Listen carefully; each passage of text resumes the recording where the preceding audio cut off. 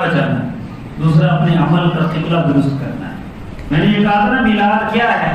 میلاد یہ ہے بس نبی پاک کی آمد کا ذکر کرنا، تلاوت، نعت، ثناخوانی، آپ کے فضائل کا بیان، آپ کی تعلیمات کا بیان۔ باقی ناچ گانا او بھائی آقا کا میلاد بھی بے مثال، تو اس کو منانا بھی بے مثال طریقے سے چاہیے، کسی اور کی برتھ ڈے کی طرح جن میں گانے باجے ناچ گانے ہوتے بے حیائی ہوتی ہیں اور بے پردگیاں ہوتی ہیں، جیسا کہ وہ اکبر کا میں نے ذکر کیا، ٹائم نہیں ہے لیکن تفصیل ذکر کر سکتا تھا۔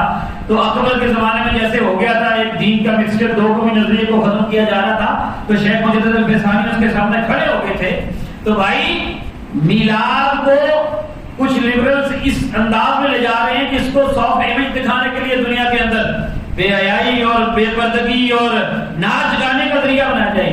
اہل سنت کا یہ عقیدہ نہیں، صرف ذکر مصطفیٰ ہے میلاد، نبی پاک کی نعت ہے، درود ہے، تبرک لنگر ہے، بس۔ تو یہ بھی ایک پیغام ہے۔ تو اس لیے آؤ مجدد پاک کی ہی بارگاہ میں چلتے ہوئے دو باتیں ان کی سن لیں۔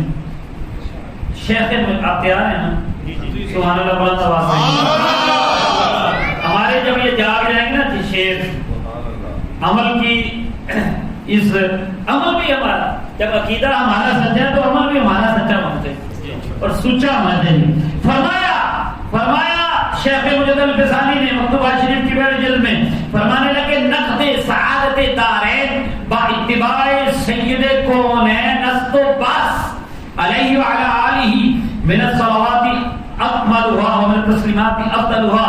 حضرت شیخ مجدد الفسانی رحمۃ اللہ تعالی علیہ شیخ غریب بخاری کو لیٹر لکھتے ہیں، ان کے مکتوبات پڑھیں آپ، پوری جلد میں موجود ہیں۔ اس میں انہوں نے لکھا کہ دونوں جہانوں کی سعادتیں صرف سید کونین کی اتباع میں ہیں، بس اور کچھ نہیں، کسی اور کی نقل میں نہیں، مصطفیٰ کریم کی سنت کی پیروی میں دونوں جہانوں کی سعادت۔ اور دوسرا اسی جگہ آگے چل کے لکھا کہ نبی پاک کی پیروی کیسے ہوگی؟ فرمایا متابعت او صلی اللہ علیہ وسلم، مصطفیٰ کریم کی پیروی کیسے ہوگی؟ یہ جو کہتے ہیں نا اے بھی کر لو وہ بھی کر لو، کسی نے پڑھا نہ کہو، میں نے پہلے بات کر دی ہے، صورتیں کسی کی نہیں گننی چاہیے لیکن سیرت پہ بات ہونی چاہیے۔ جو مصطفیٰ کا ہوا تو ہمارا امام ہوا، اور جو ان کے طریقے پہ نہیں ہے وہ غلط ہے۔ تو آپ فرمانے لگے مطابقت صلی اللہ علیہ وسلم باتیان احکام اسلامیہ و رفع رسوم کفریہ۔ فرمایا نبی پاک کی اطاعت کا حق تب ادا ہوگا جب اسلام کے احکام نافذ ہوں گے، کفریہ رسمیں ختم ہو جائیں گی۔